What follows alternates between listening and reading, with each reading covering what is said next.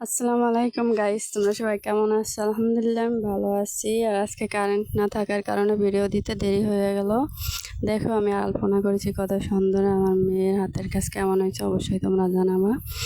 আর অবশ্যই যদি ভিডিওটা ভালো লাগে লাইক শেয়ার কমেন্ট করবা। সবাই শুভ নববর্ষের শুভেচ্ছা রইল। শুভ নববর্ষ, শুভ নববর্ষ, শুভ নববর্ষ। আজকে আমি ছোট মিনি চুলায় বাবা নববর্ষের জন্য পান্তা ভাত, ইলিশ মাছ ও ভর্তা মানে সবার জন্য করেছি। কী কী রান্না হলো দেখো। আজকে